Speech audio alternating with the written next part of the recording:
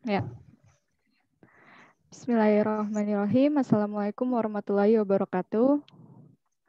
Alhamdulillahirrabbilalamin. Segala puji kita haturkan kehadirat Alhamdulillahirrabbilalamin. Segala puji kita haturkan kehadirat Allah Subhanahu wa taala atas rahmat dan hidayahnya yang telah mempertemukan kita pada hari ini. Bertepatan dengan hari Sabtu 24 Oktober 2020 dalam acara Pekanan Kuliah Duha Tatap Maya Tutorial PAI DPU UPI semester ganjil 2020. Tidak terasa kita sudah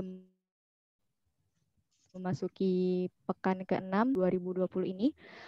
Walaupun dilaksanakan secara daring, saya harap para peserta tetap semangat dan antusias dalam mengikuti pekanan ini. Salawat serta salam senantiasa tercurahkan kepada baginda Rasulullah SAW sebagai uswatun hasanah sepanjang masa, juga kepada keluarga, sahabat, dan pengikutnya hingga akhir zaman. Izinkan saya memperkenalkan diri. Perkenalkan saya Dian Zafarina selaku MC pada Pekanan Kuliah Duha kali ini yang mengusung tema tentang akhlak sebagai indikator kesolehan dengan dosen narasumber yaitu Bapak Profesor Dr. Abbas Asyafah MPD. Marilah kita buka acara ini dengan mengucapkan basmalah bersama-sama. Bismillahirrahmanirrahim.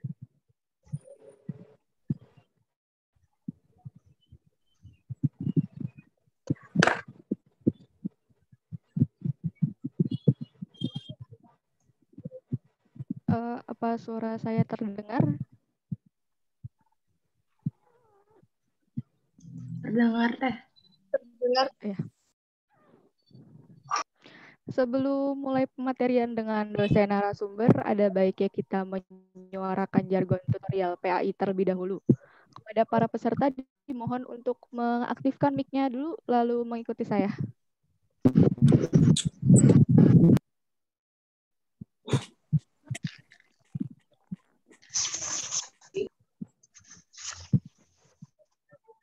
Ya.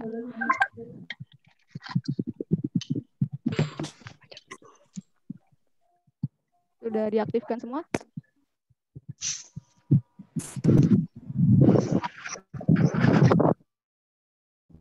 Jika saya bilang tutorial, kalian jawab cerdas, ikhlas, istiqomah, Allahu Akbar. Mulai ya. Tutorial. Cerdas, istiqomah, Allahu Istiqomah. Alhamdulillah ya. Peserta hari ini sangat bersemangat sekali. Baiklah, acara selanjutnya mari kita simak pematerian mengenai akhlak sebagai indikator kesolehan oleh Bapak Profesor Dr. Padanya, dipersilakan. Baik. Apa ini jadi ini? Sebentar.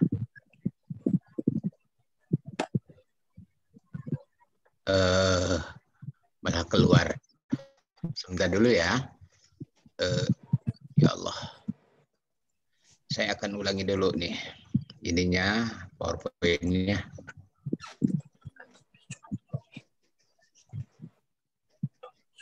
Ya, oke. Baik, kita mulai. Saya akan share-kan dulu.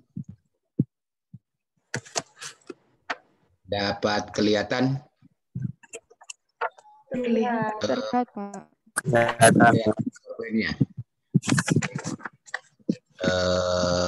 Kita mulai saja ya. Bismillah. Assalamualaikum warahmatullahi wabarakatuh. Waalaikumsalam warahmatullahi wabarakatuh.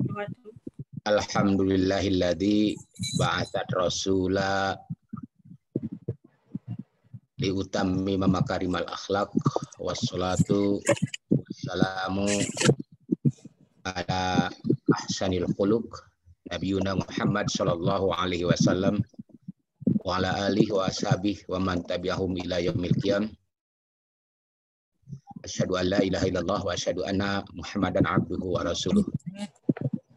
Qala ta'ala wal asri innal insana lafi khusrin ilal ladzina amanu wa amilus solihat wa tawasaw bil haqqi wa tawasaw bis sabr.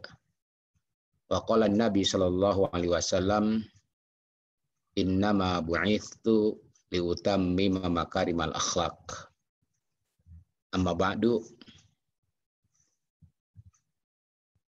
Setelah memanjatkan puji syukur kehadirat Allah Rabbul Izzah, salawat dan salam semoga tercurah atas junjungan alam Nabi Muhammad sallallahu alaihi wasallam, kepada para sahabatnya, pun demikian kepada para pengikutnya, tabi'in, termasuk kita semuanya sampai akhir zaman. Semoga kita tergolong umatnya yang mengikuti akhlak Rasulullah sallallahu alaihi wasallam. Pada kajian pekanan hari ini dimintakan kepada saya untuk membahas sebuah topik akhlak sebagai indikator kesalehan. Diulangi, akhlak sebagai indikator kesalehan.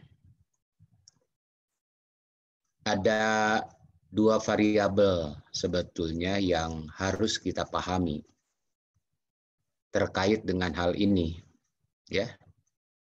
Terkait dengan judul ini. Pertama, persoalan kesalehan. Yang kedua, persoalan akhlak. Di mana apabila dihubungkan antara dua variabel ini oleh panitia, diharapkan ditunjukkan di mana letak akhlak itu sebagai indikator kesalehan. Jadi kita coba bahas terlebih dahulu tentang kesalehan. Ya. Soleh itu berasal dari bahasa Arab, solaha. Bisa artinya pantas, bisa artinya tidak salah. Soleh itu suatu kelembutan hati, begitu kan, yang ditampilkan oleh seseorang individu, begitu. Kelembutan hati yang mendapatkan petunjuk dari Allah atas dasar keimanan, bernilai ibadah, itu kesalehan kira-kira. Secara umum, kesalehan itu diartikan sebagai kebaikan dalam hidup. Itu orang berbuat sesuatu, wah baik sekali, bisa kita berikan bahwa perbuatan itu perbuatan saleh. Seseorang berbuat sesuatu, tapi ternyata jelek, maka dia itu salah. Gitu. Jadi antara soleh dan salah itu bertentangan. Kemudian makna lain atau indikator lain dari makna kesolehan itu adalah kesungguhan hati dalam hal-hal yang berkaitan dengan menunaikan ajaran agama. Jadi ada unsur religiusnya. Kalau tidak berdasarkan nilai-nilai religius, nilai-nilai agama, itu bukan soleh. Begitu. Jadi tidak ada sangkut pautnya dengan ajaran agama, dengan petunjuk Allah, dengan contoh Rasul, itu bukan kesolehan. Dan kesolehan itu ternyata merupakan sesuatu indikator apakah seseorang itu rugi atau tidak, bahkan persyarat. Sebab nanti kita akan temukan bahwa orang yang merugi itu adalah orang yang tidak beriman dan orang yang tidak soleh. Makanya dikecualikan, nanti kita akan temukan dalam surat Al-Asr, wal asri innal insana lafi khusrin illal ladzina amanu. Harus dasarnya iman. Kalau memang tidak ingin rugi. Yang kedua, mengerjakan amal soleh. Amal soleh yang bagaimana?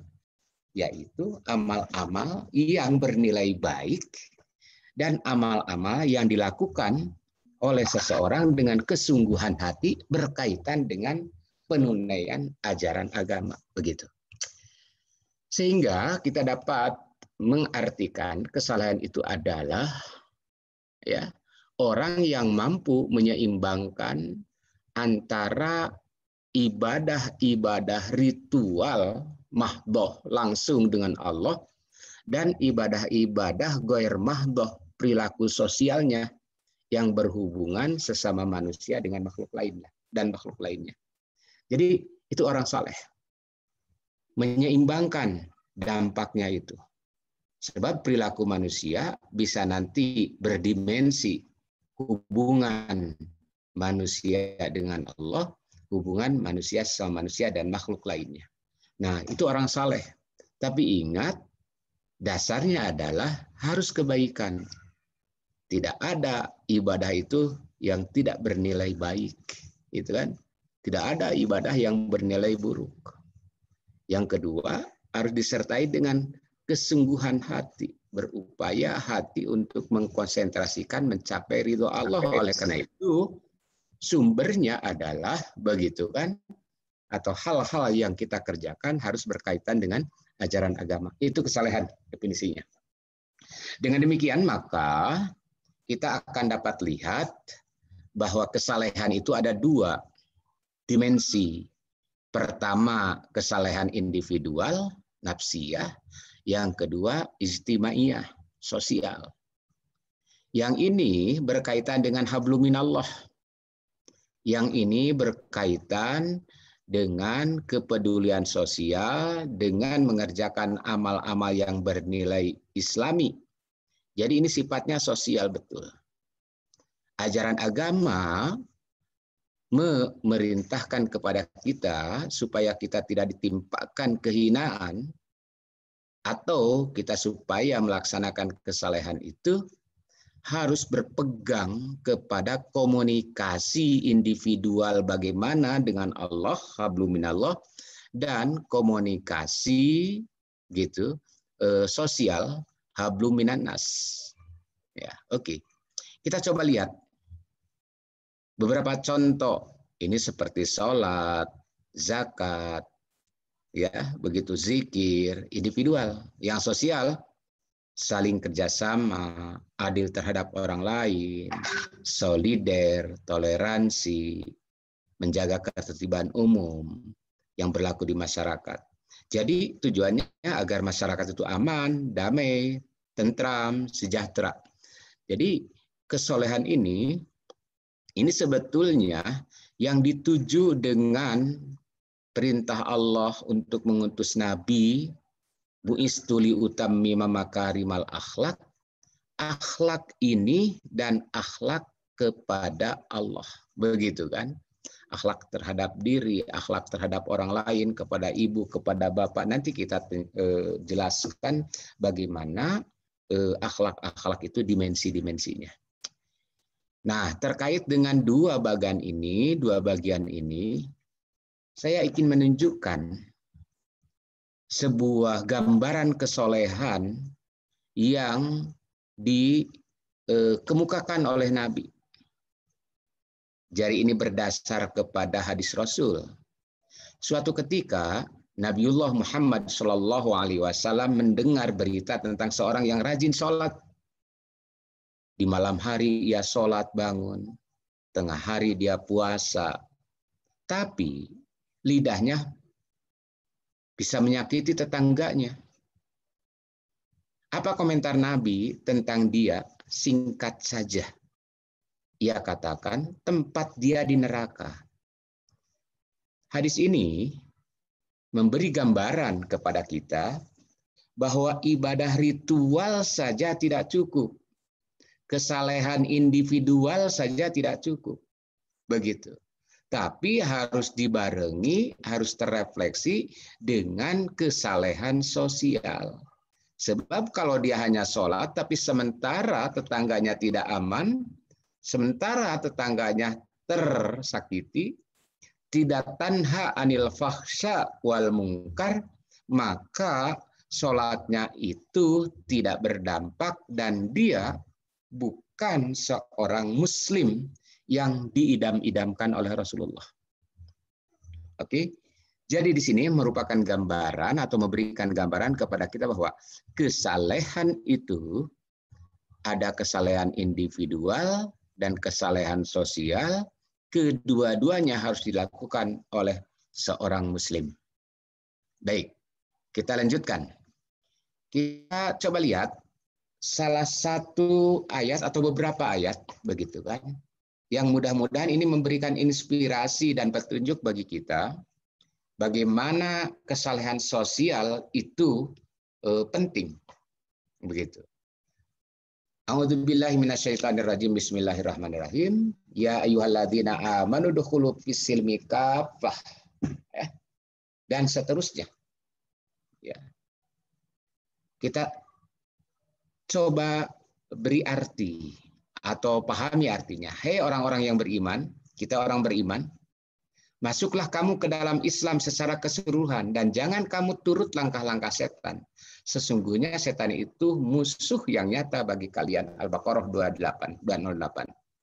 Artinya bahwa kita tidak boleh memilih hanya kesalehan individual antara lain. Mengabaikan kesalehan sosial.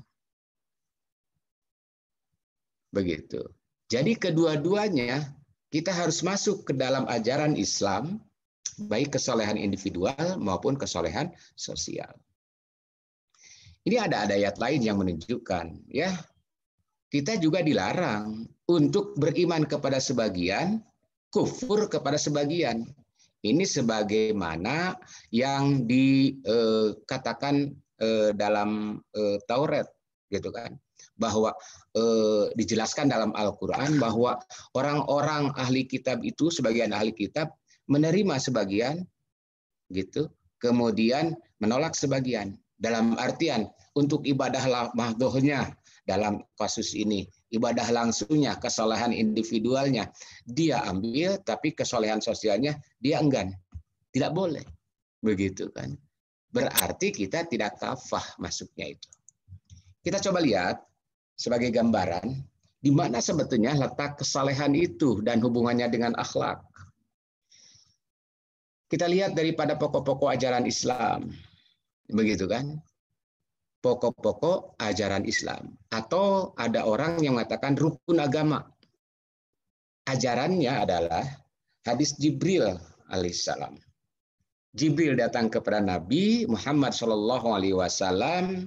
Dia bertanya tentang iman. Mal iman. Dijawab oleh Nabi, iman itu antuk minabillahi wa malaikatihi wa kutubihi wa rusulih wa bil qadari khairihi wa syarrihi minallahi ta'ala. Sadaqta, engkau benar. Jadi iman itu adalah percaya kepada Allah dan seterusnya. Kemudian Jibril bertanya lagi. Dia berbaju putih, datang kepada Nabi, bertanya yang kedua, apa itu Islam? Dijawab oleh Nabi, Islam itu antuk minabillahi wa malaikatihi wa kutubihi wa rusulihi. Ya. Al-Islamu antasyhada alla ilaha illallah wa anna Muhammadar Rasulullah wa iqamus shalah wa itauz zakah wa tasum Ramadan wa tahijjul bait man istata'a ilaihi sabila. Shadaqta. Islam itu membaca 2 kalimat syahadat, salat, zakat dan seterusnya. Benar engkau. Dibenarkan oleh Jibril. Yang ketiga, wamal ihsan. Apa itu ihsan? Anta'budallah ka'annaka tarahu wa illam takun tarahu fa innahu yaraka. Demikian jawab Nabi. Shadaqta, engkau juga benar. Kemudian pertanyaan yang keempat, yang terakhir, matasah. Kapan hari kiamat itu?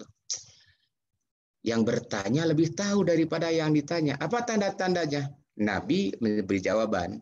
Antara lain persoalan pembangunan di desa-desa sudah demikian maraknya, kemudian ibu, bapak, orang tua sudah diperbudak dan lain-lain.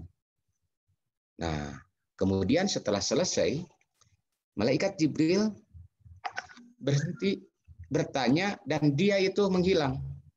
Nabi bertanya kepada sahabat, wahai sahabat-sahabatku, tahukah Anda siapa yang barusan bertanya kepadaku? Rasulullah lebih tahu. Nah, kemudian Rasul menjawab, atau menerangkan lebih lanjut. Barusan itu malaikat Jibril hendak mengajari kita tentang rukun agama, pokok-pokok agama. Jadi pokok-pokok agama itu ada iman, Islam, ihsan. Untuk apa iman, Islam, ihsan? Supaya kita dapat terus berlanjut kepada waktu yang tak terhingga, yakni akhirat yang diawali dengan kiamat. Jadi supaya kita selamat sampai dengan akhirat di dunia wal akhirah, pegang ajaran Islam, iman, Islam, dan ihsan. Nah, nanti dari iman itu melahirkan ilmu akidah. Dari Islam itu menghasilkan ilmu syariah. Dan dari ihsan itu melahirkan ilmu akhlak. Ya. Jadi yang ketiga itu iman, akidah, syariah, akhlak. Atau dalam bahasa lain ada credo, kredial, ritual, ritus, moral atau akhlak. Nah, gambarannya pokok-pokok ajaran Islam itu kasajaratin thayyibah. Dalam Al-Quran begitu. Bagaikan pohon yang kokoh kuat. Yang berbuah, rindang, daun-daunnya, dan dia memberi manfaat kepada manusia. Itu gambaran orang yang kokoh ajaran Islamnya. Di sini akidah digambarkan sebagai akar, tidak terlihat, tapi demikian fungsinya luar biasa. Kita lihat bagaimana dapat menganalisis fungsi daripada akar, begitu kan? Dia tidak bisa teramati, tapi indikatornya ada, begitu. Seperti indikatornya terlihat dari syariah dan akhlaknya. Kalau buahnya lebat kayak begini, pohonnya kokoh kayak gini, masa akarnya serabut begitu gampang copot begitu kan, atau pendek, pasti kemana-mana pasti kokoh, begitu kan? Tidak kelihatan. Tapi ini memberi dorongan bagaimana tumbuh suburnya pohon dan buah-buah ini bisa demikian memberi manfaat. Syariah itu bagaikan ini. Akhlak bagai ini. Nah, akhlak itu berarti sangat tergantung bagaimana batangnya. Dan akhlak itu sangat tergantung, dan batang ini juga sangat tergantung bagaimana akidahnya. Jadi sebetulnya untuk supaya kita berakhlak baik, harus berakidah baik, berritual baik, dan akhlaknya juga baik. Satu gambaran yang mudah-mudahan memberi gambaran kepada kita. Kemudian, coba kita lihat dalam ayat ini. Qad aflahal mu'minun alladzina hum fi sholatihim khashi'un walladzina hum 'anil lagwi mu'ridun walladzina hum lizzakati fa'ilun walladzina li furujihim hafidun ila ala azwajihim aw ma malakat aymanuhum fa innahum ghairu malumin faman ibtagha wara'a dzalik, dan seterusnya. Jadi indikatornya supaya kita bahagia hidup itu yang didasari oleh iman, maka setelahnya atau setelah kita melihat akar itu, kita lihat orang-orang yang khusyuk dalam sholatnya. Ini gambaran dari syariatnya ya, yang tadi. Sebab syariat itu dari Islam, dari ritual.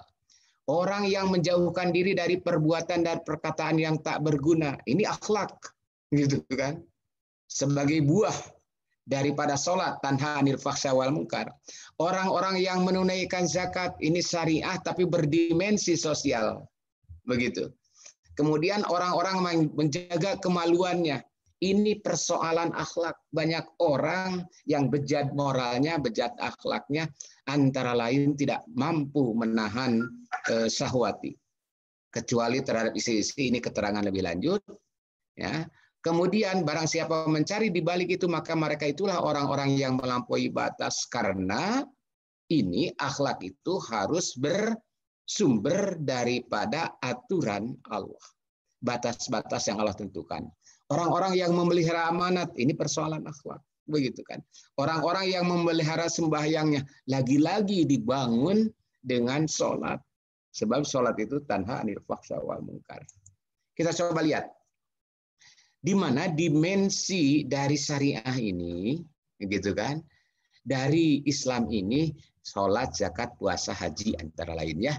Salat dimulai dengan takbir, Allahu Akbar. komunikasi langsung dengan Allah. Wajah tu wajia. Menunjukkan seorang muslim yang taat patuh beribadah hanya kepada Allah yang besar. Kemudian melakukan dialog. Iyyaka na'budu wa iyyaka nasta'in dalam Al-Fatihahnya. Inna sholati wa nusuki wa mahyaya wa mamati lillahi rabbil alamin. Berakhir assalamualaikum, memberikan kedamaian ke kanan ke kiri, bersalaman, saling berdoa, saling mendoakan, sama muslim mendoakan orang tua. Ini akhlak. Dilihat dari segi itu. Yang kedua, puasa. Menahan diri dari berbagai kesenangan duniawi. Makan, minum, yang dilarang, cegah dia tidak melakukannya. Sebab puasa itu al-imsak anil akli wasyurbi wa jami'il muftirat. Begitu. Nah, di sini ada komunikasi ilahiyahnya bahwa dia menahan makan minum, begitu kan, karena Allah Subhanahu wa taala melarangnya. Jadi meninggalkan yang dilarang itu ibadah kepada Allah Subhanahu wa taala. Tatkala seseorang itu uzur, ada fidyah. Itu dimensi apa? Dimensi sosial, begitu. Kemudian nanti setelah puasa itu di waktu Idul Fitri kita harus saling memaafkan segala macam. Ada istilah di kita halal bihalal atau silaturahim dan lain-lain. Dan bahkan dalam puasa itu sendiri nanti dalam ritual-ritual yang terkait dengan itu ada orang yang memberi buka terhadap orang yang berpuasa, maka dia seolah-olah puasa, ya. Nah, manfaat tarosa iman gitu kan. Siapa yang memberi buka terhadap orang yang berpuasa, maka dia mendapatkan pahala seperti orang yang berpuasa tanpa sedikit pun dikurangi. Ini melihat bagaimana aspek sosial, ya. Kesalehan sosial ternyata terrefleksi dari kesalehan individual. Hablum minallah. Haji juga sama, ya. Ini menekankan ritual. Pada awalnya sebab kita mengunjungi Baitullah dengan syarat-syarat tertentu. Nah, ada pesan-pesan sosial, hubungan internasional, perekonomian, kemudian dalam peristiwa hadyunya itu menyembelih kambing atau unta dibagikan kepada orang-orang yang membutuhkan dan lain-lain. Demikian sebuah gambaran bagaimana kesalehan sosial itu terrefleksi daripada atau dari ibadah-ibadah yang sifatnya ritual. Nah, kemudian coba lihat kita dari ayat ini. Saya tadi sengaja memberikan pengantar dengan surat Al-Asr bahwa Allah bersumpah dengan masa, dengan waktu, karena manusia hidup mengisi waktunya. Manusia rugi kecuali orang yang beriman dan amal soleh, dan watawasau bil haq watawasau bisabr. Ini maknanya bahwa iman itu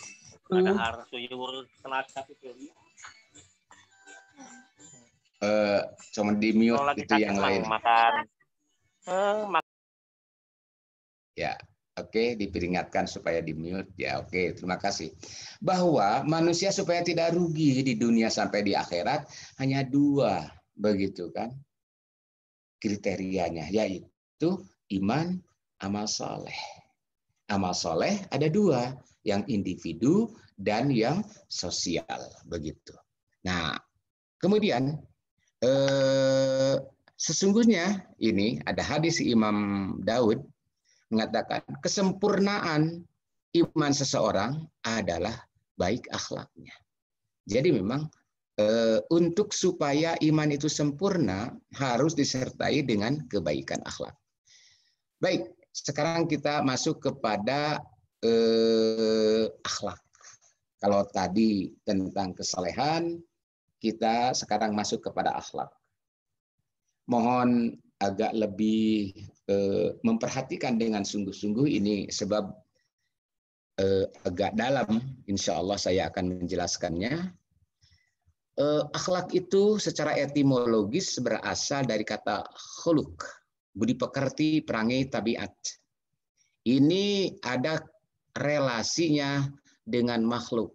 Jadi perbuatan manusia, makhluk itu yang dibuat atau yang diciptakan, perbuatan makhluk yang dimaksud adalah manusia, terkait dengan budi pekertinya, perangainya, tabiatnya, kebiasaannya, begitu.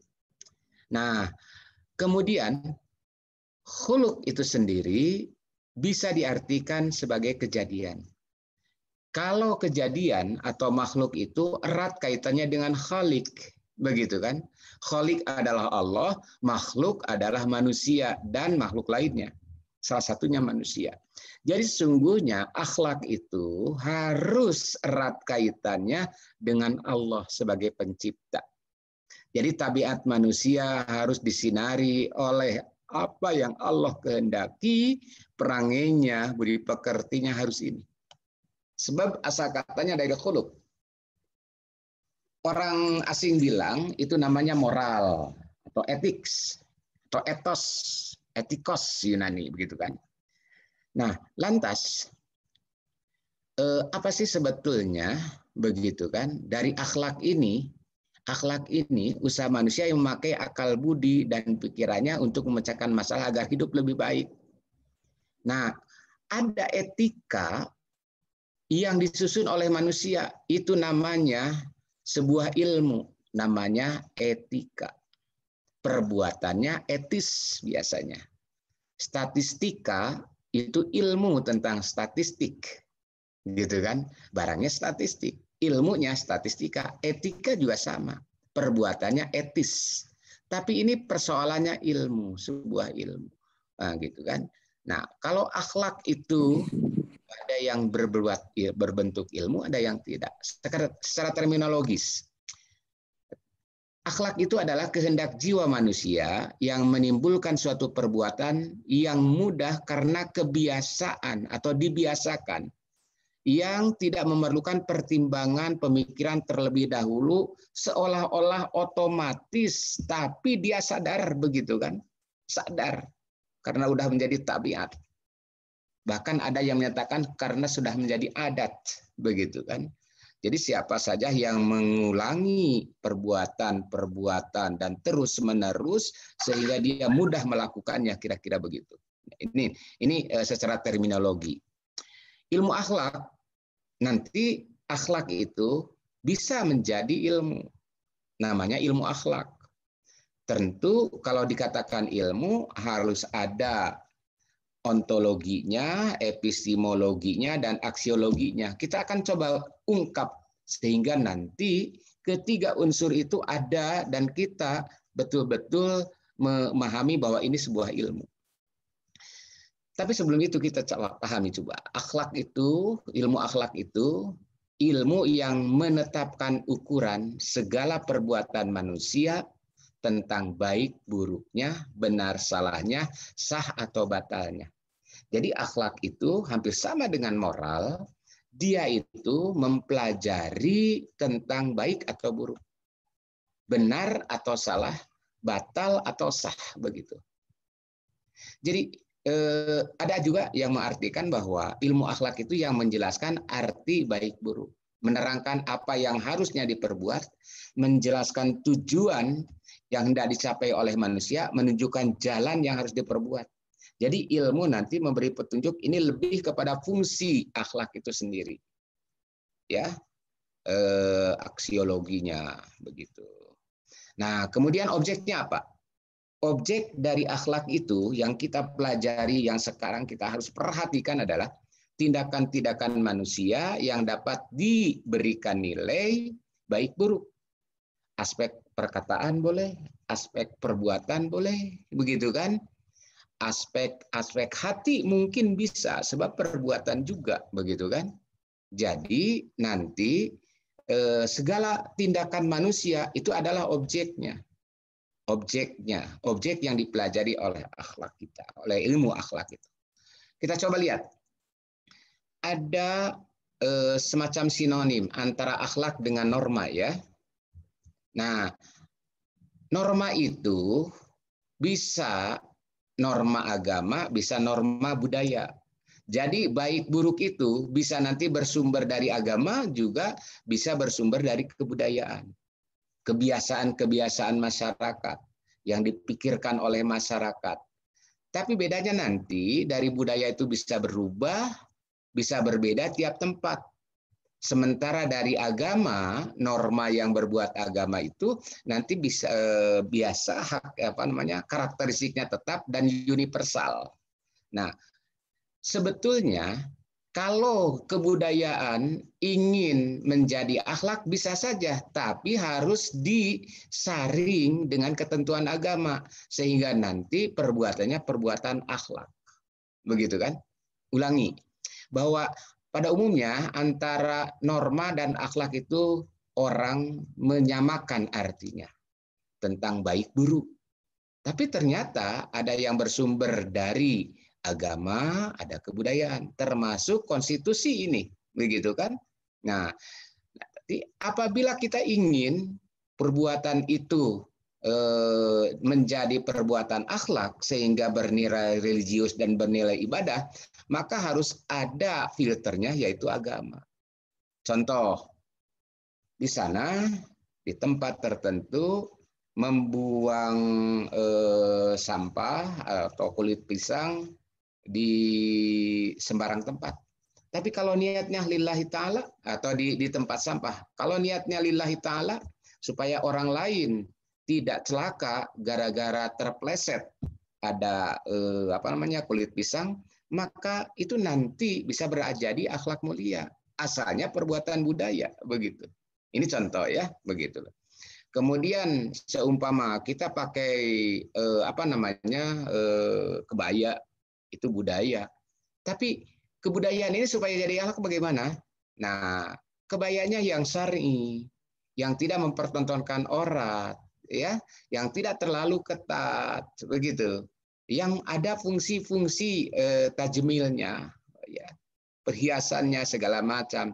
Jadi ini karena dengan agama maka dia akan jadi akhlak, begitu. Oke. Jadi sekali lagi bahwa antara norma dan akhlak sebetulnya mirip sih, tapi tidak selamanya sama. Bahwa akhlak itu harus ada nilai religiusnya. Baik, kita coba lihat ya. Selanjutnya tentang perbuatan manusia. Nah, perbuatan manusia itu yang dimana sebetulnya yang dikatakan akhlak. Nah, perbuatan manusia itu ada 3 kategori nih ya. Pertama yang dikehendaki dan disadari. Yang kedua perbuatan yang tidak dikehendaki. Yang ketiga yang samar-samar. Ya. Yang samar-samar. Yang dikehendaki, perbuatan akhlak, bisa baik, bisa buruk. Perbuatan tidak dikehendaki, sadar atau tidak sadar, di waktu ia perbuat, tapi perbuatan itu di luar kemampuannya dan tidak bisa mencegahnya. Ini bukan perbuatan akhlak. Maaf, kalau seseorang diperkosa, gitu, dia sadar, begitu kan, tapi dia tidak kuasa. Dia tidak melakukan perbuatan akhlaki, begitu kan? Nah, tapi ada juga sumbernya atau hal-hal perbuatan yang tidak sadar atau sadar, begitu kan? Ada reflex action, al-amal al-munakiyah, ya, berkedip, tepuk tangan, tepuk nyamuk apabila kita digigit nyamuk. Ini refleks saja, gitu kan? Berkedip, gitu kan? Kalau ada sesuatu barang begitu, automatic action gitu kan, ini denyut jantung segala macam, ini perbuatan seolah-olah tidak dikehendaki, tapi kita juga tidak bisa menghindar, tidak sadar. Sedangkan yang samar-samar lupa begitu kan, khilaf, bahkan ada yang tadi yang dikatakan contoh yang tadi orang yang diperkosa itu dipaksa begitu kan, atau perbuatan waktu tidur, sebab ini diangkat kolam manusia tatkala dia itu tidur atau terlupa atau gila begitu. Rufi'al kolam an salasin anin naim hatta yastaiqad wa anil majnun hatta yasiha wa ani yang ketiganya sobi hatta yahtalima. Anak kecil belum dewasa itu belum ditulis perbuatan manusia itu sebagai perbuatan akhlaki atau tidak. Baru gambaran awal. Baik, kita coba lihat ya. Yang dikehendaki dan disadari perbuatan akhlak ini bisa baik, buruk, segala macam ini ada di sini. Lingkarannya nih. Situasi dalam keadaan bebas sehingga tindakan dengan sengaja. Jadi seperti tadi melemparkan kulit pisang ke tempat sampah tidak dengan sengaja, tidak diniatkan karena ini melaksanakan ajaran agama, itu mah budaya, tapi harus disengaja gitu kan, diniatkan, ada kehendak dan kita bebas bisa memasukkan ke tempat sampah, bisa tidak begitu. Kita bisa membaca salam, bisa juga tidak. Begitu. Itu akhlak. Kemudian yang kedua, pelaku tahu apa yang dilakukan. Membuang sampah, begitu kan? Atau kita mengucapkan salam, atau kita memberi kesempatan kepada orang lain untuk duduk, begitu kan? Atau kita sadar betul apa yang dilakukan, kita memakai masker supaya orang lain terhindar dari pengaruh buruk yang ada dimungkinkan pada diri kita, atau sebaliknya. Jadi pelaku itu harus tahu apa yang dilakukan, yakni mengenai baik buruk. Ini memakai masker itu baik atau buruk, gitu kan? Atau memang seharusnya memang tidak memakai masker dan lain-lain. Jadi ini indikatornya ya. Baik, kita coba lihat selanjutnya untuk aksiologinya ya. Aksiologinya, manfaatnya untuk apa? Akhlak itu untuk menyinari manusia, memecahkan kesulitan berkaitan dengan perilaku. Ini baik atau buruk, begitu kan? Ini harus dilakukan atau tidak dengan ajaran agama. Kemudian kita bisa tercerahkan, dapat hidayah, begitu kan, dapat petunjuk, sehingga nanti apabila kita melakukannya, kita insya Allah mendapatkan pahala dan tergolong ibadah. Yang kedua, menjelaskan sebab atau ilat dalam bahasa Arabnya untuk memilih perbuatan baik dan buruk. Inna sholat jadi perbuatan tanha atau munkar, perbuatan paksa tanha, gitu kan, atau perbuatan baik, bir atau bukan, kebaikan atau bukan, begitu, ma'ruf atau bukan. Jadi kita ada pilihan bebas. Sebab tadi akhlak itu harus ada pilihan bebas, tidak ada keterpaksaan. Gitu. Jadi kita harus ada kehendak untuk memilih manfaat atau tidak, baik atau tidak. Gitu.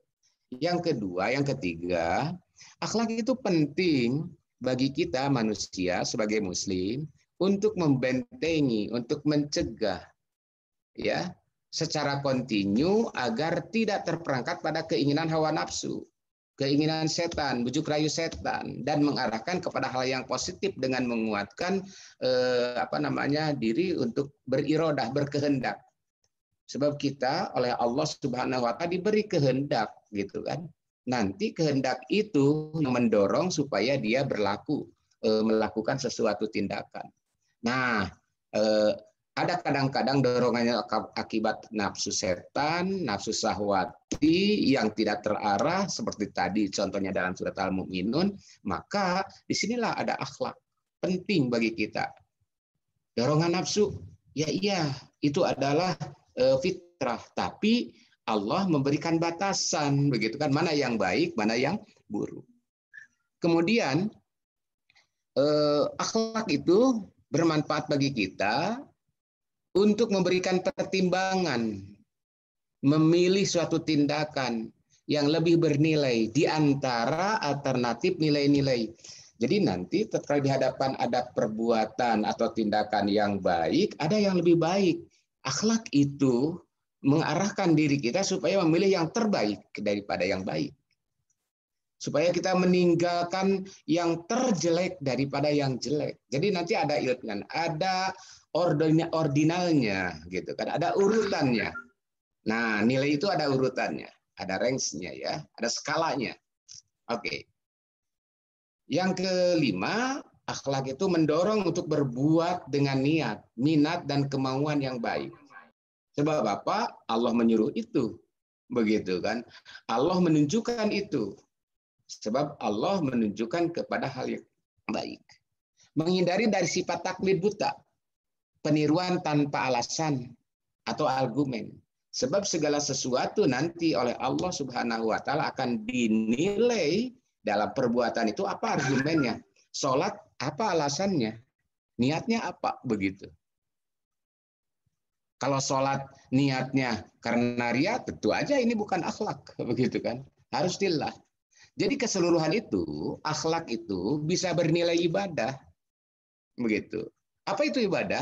Ibadah itu adalah setiap aktivitas manusia yang lillah dan caranya karena Allah.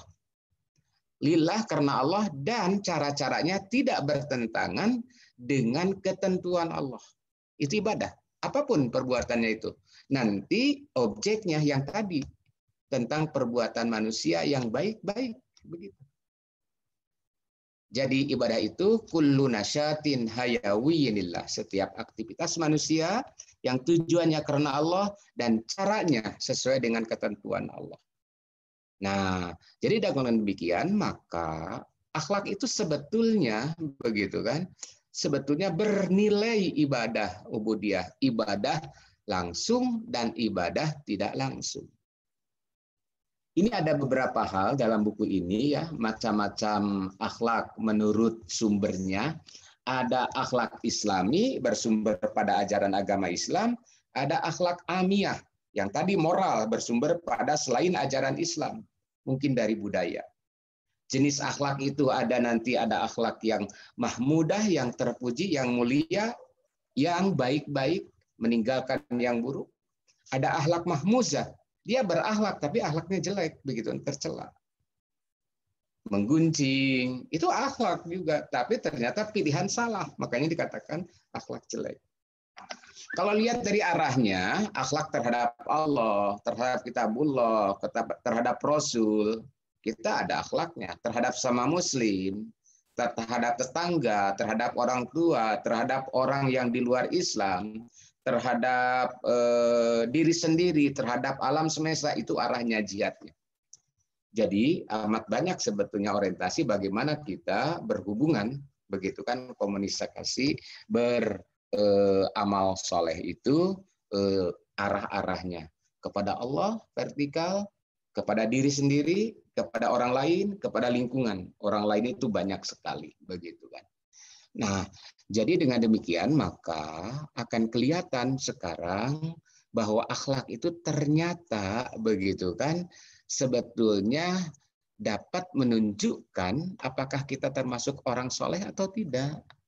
Dan kesalehan itu sebetulnya merupakan indikator seseorang yang rugi atau yang beruntung di dunia ini dalam pandangan Allah. Sebab apa? Sebab kita merujuk kepada ayat tadi, wal asri innal insana lafi khusrin illal ladzina amanu wa amilus solihat wa tawassaw bil haq wa tawassaw bis sabr.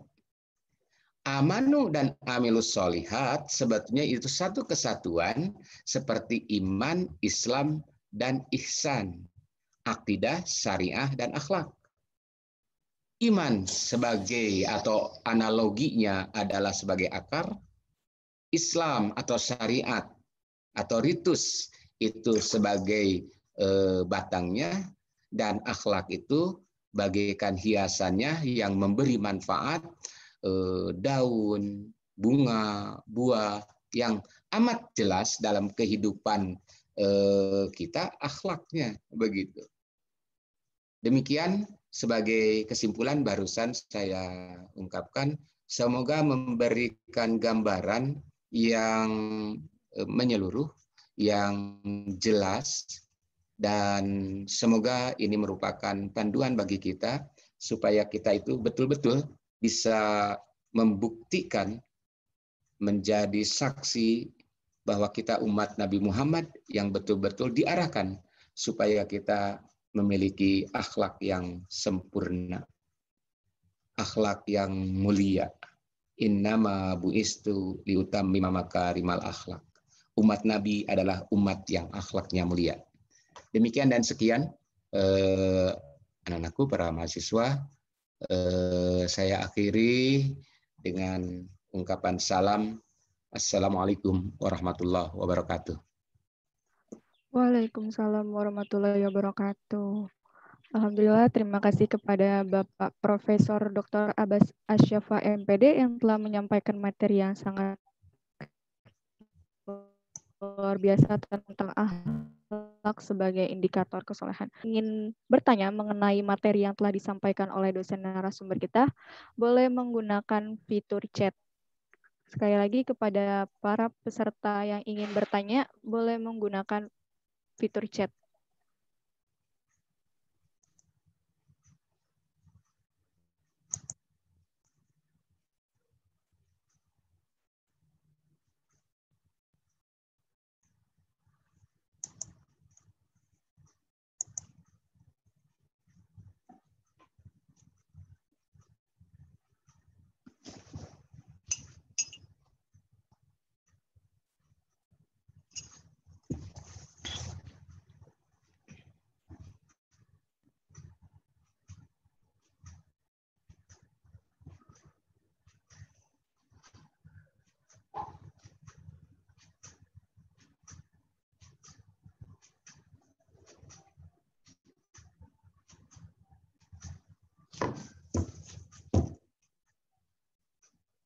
Sudah ada belum? Sudah ada yang memberi salam, Bapak, dari Siti Mutiah. Ya, silakan dibacakan atau di gimana? Siti Mutiah mungkin sedang mengetik, Bapak. Mohon tunggu sebentar.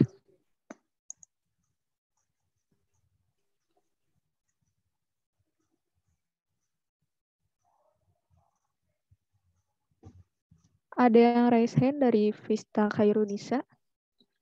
Mungkin Silakan. boleh. Screen dulu aja. Ada yang langsung type screen? Boleh silakan menyalakan mic-nya jika ingin bertanya. Vista Khairunisa.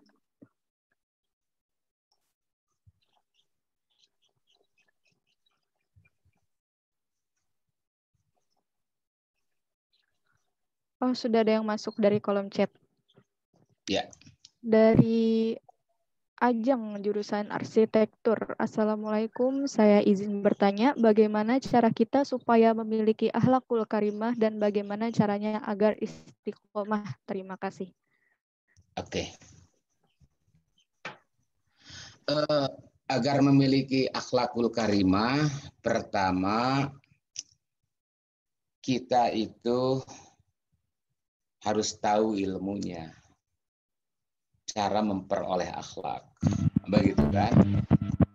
Insya Allah apa yang tadi dikemukakan itu merupakan dasar-dasar ilmu akhlak sebetulnya ya.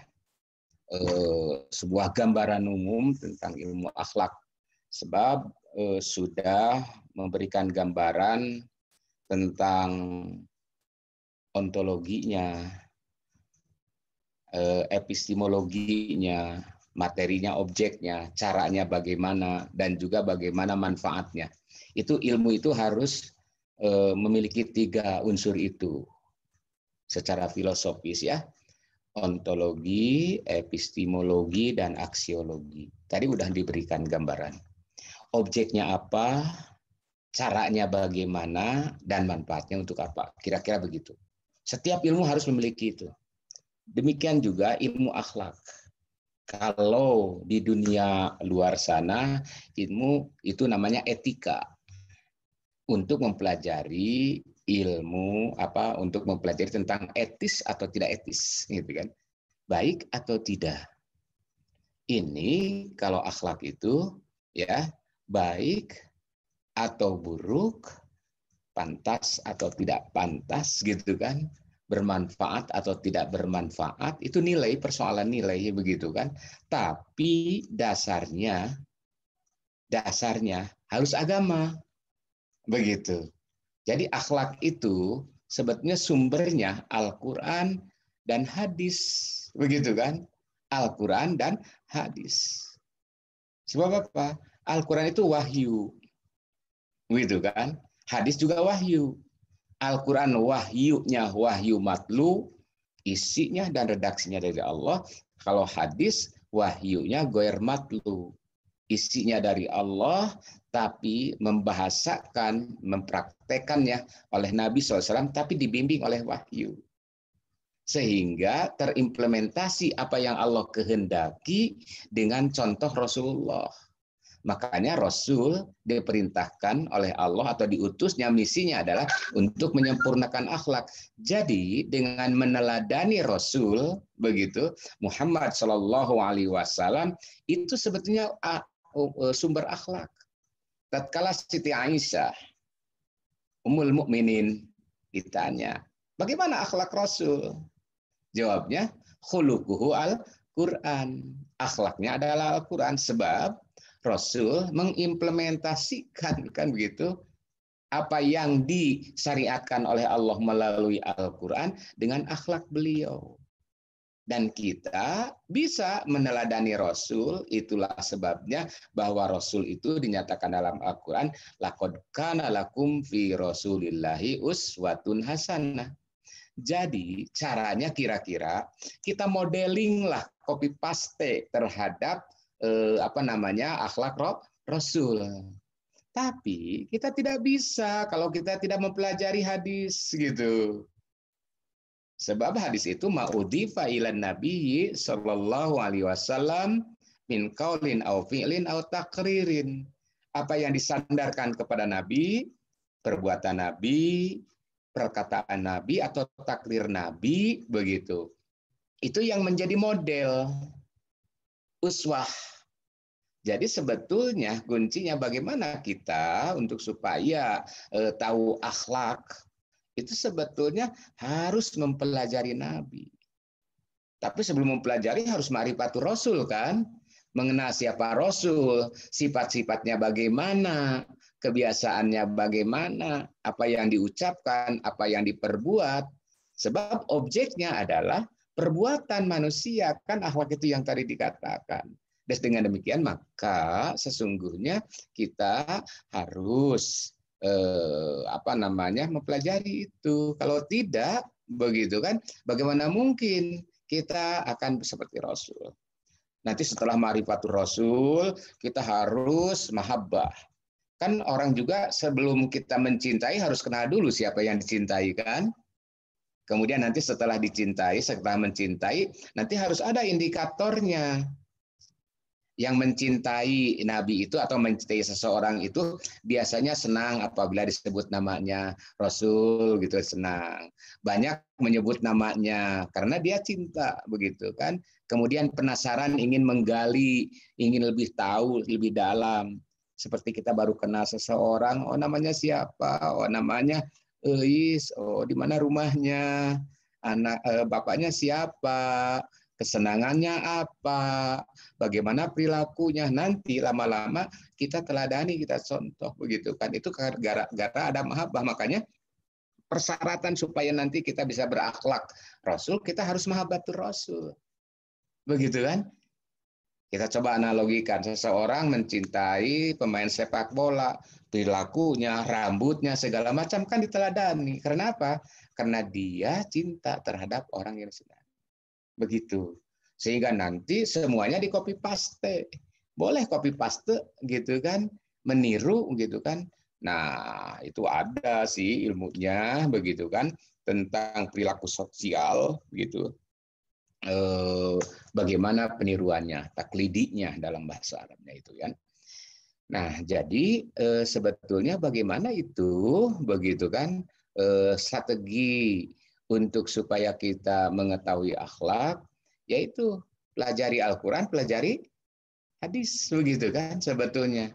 Nah, nanti setelah dipelajari, kenali. Setelah kenali, harus tanamkan rasa cinta. Buktikan rasa cinta itu, indikator seseorang cinta itu, gitu kan, nanti dalam perilaku kita.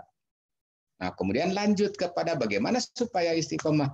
Nah, mungkin kita ambil sebuah teknik gitu kan, karena itu bukan hanya sekadar teori tapi juga harus dengan praktek yang namanya akhlak itu ya. Satu Satu, setelah tahu, kita harus praktekkan. Praktekannya itu berat. Satu, sebelum ada langkah-langkahnya, gitu kan. Satu, paksakan. Itu kan? Paksakan. Satu dulu. Kemudian setelah paksakan, begitu kan, itu berat, gitu kan, biasakan. Udah biasa, nanti bisa. Itu kan keterampilan. Kita mau bersepeda, aduh takut jatuh segala macam, paksakan dulu. Gitu kan. Kemudian satu kali jatuh, kedua kali mudah-mudahan tidak terus. Nah, ada teknik untuk habituasi sebetulnya secara teoritik ya. Itu saya sudah menulis ya, pendidikan karakter dengan teknik habituasi gitu kan, dengan pembiasaan. Nah, antara lain begini ya, kita harus berjenjang juga begitu.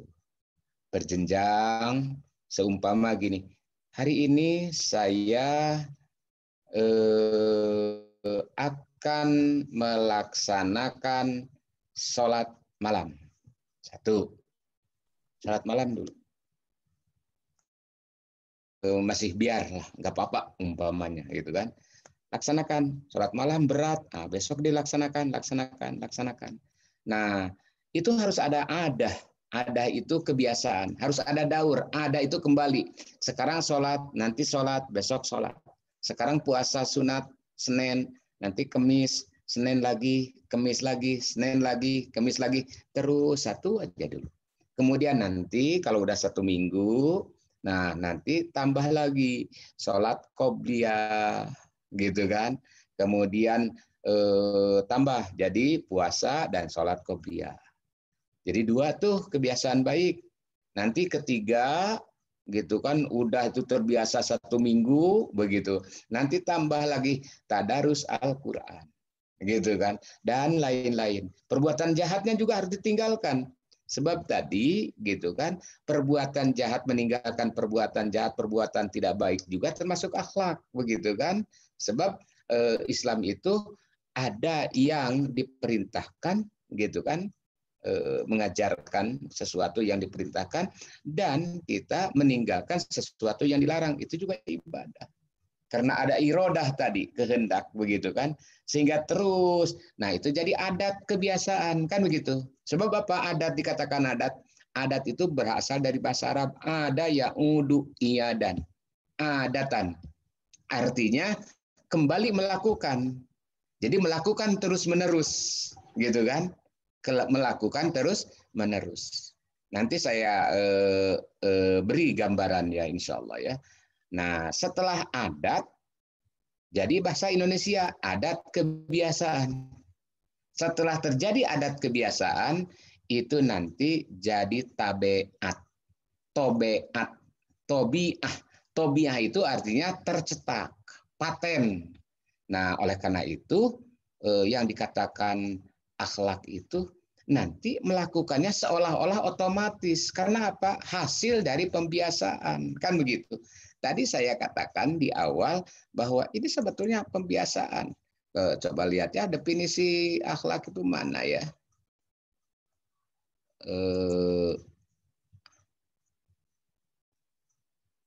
Nah ini, kehendak jiwa manusia yang menimbulkan perbuatan. Kenapa apa? Ada apa? Ada cintanya ya. Ada kehendak. Dengan mudah. Kenapa mudah? Terus menerus kebiasaan. Tanpa memerlukan pertimbangan pikiran dahulu. Kalau sudah menjadi karakter gitu kan. Dan saya mah tanpa memikirkan udah waktu sholat, udah berangkat ke masjid. Kira-kira kan begitu. Ya. Nah, kita coba lihat sekarang.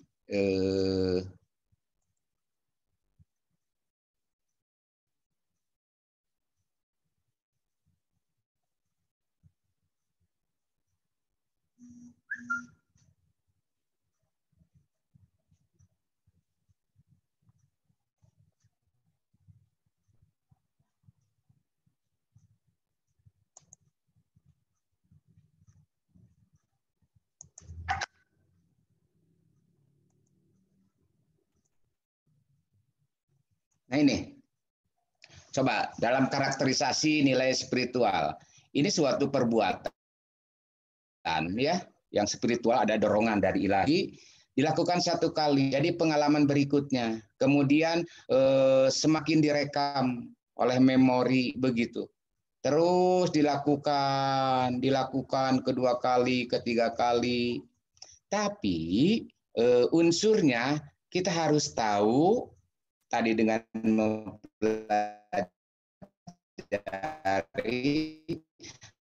harus cinta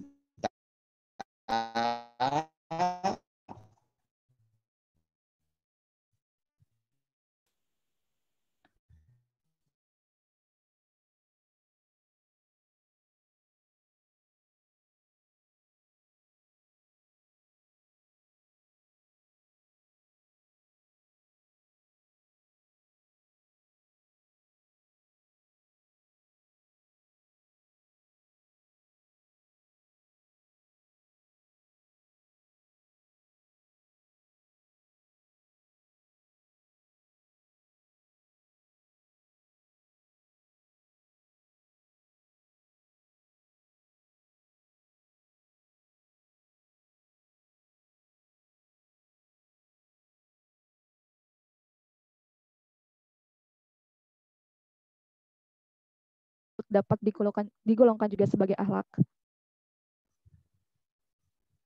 Mangga dijawab, Pak. Diulang. Oh ya, pertanyaannya itu tentang apakah penampilan seseorang itu digolongkan sebagai akhlak juga? Oke, begini ya. Akhlak itu memang yang tampak, begitu kan, sepertinya gitu kan. Tapi dia yang tampak itu belum tentu perbuatan akhlaki. Perbuatan akhlaki harus ada niatan, irodah, kehendak yang tadi, yang betul-betul ini apakah Allah ridho atau tidak, begitu kan? Artinya harus didasari oleh iman, gitu kan? Sebab amal soleh itu harus dasarnya iman, percaya sama Allah, yang dituju adalah Allah atau bukan, begitu kan? Puasa boleh puasa, tapi bukan tujuan karena Allah, itu bukan berakhlak, gitu kan?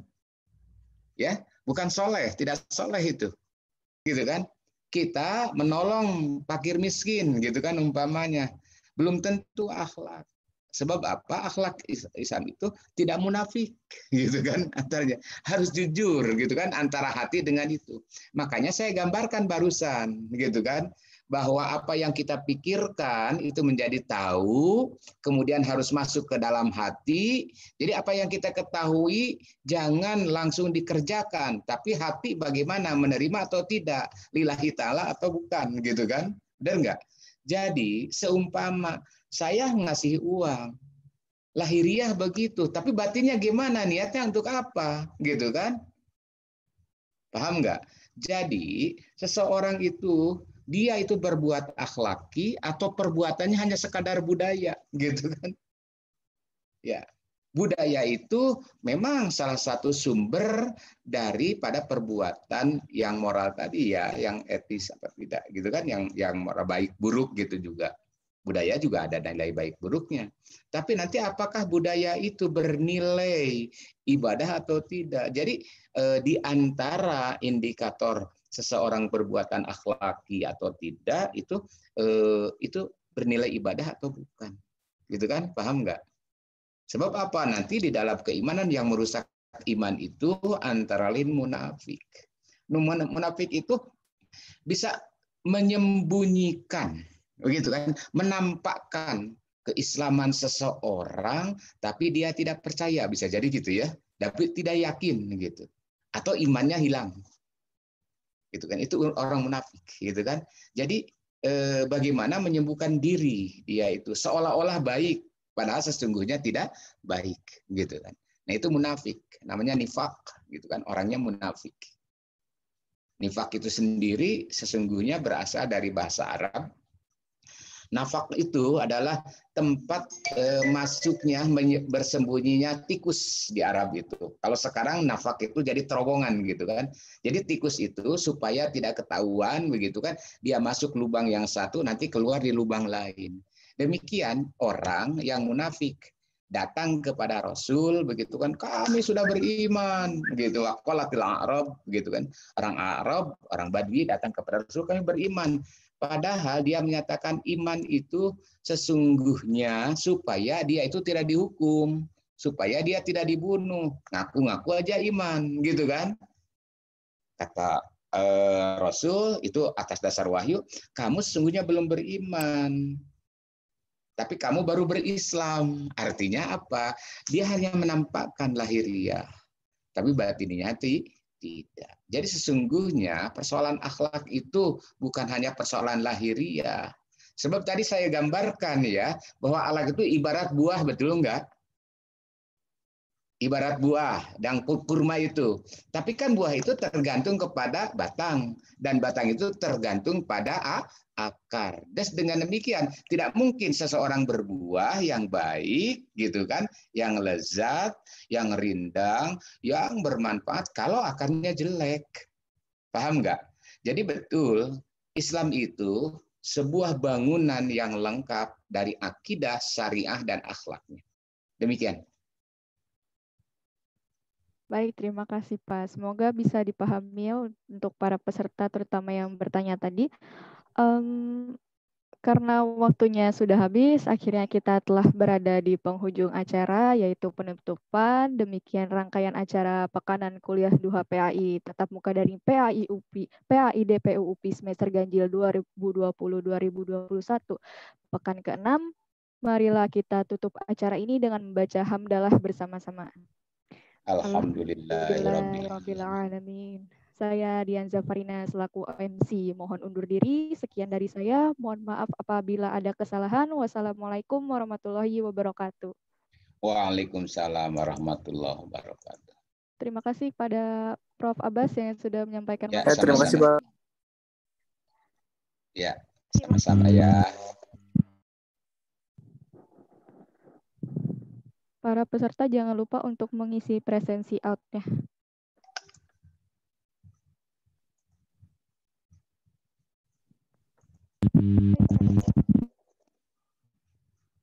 Saya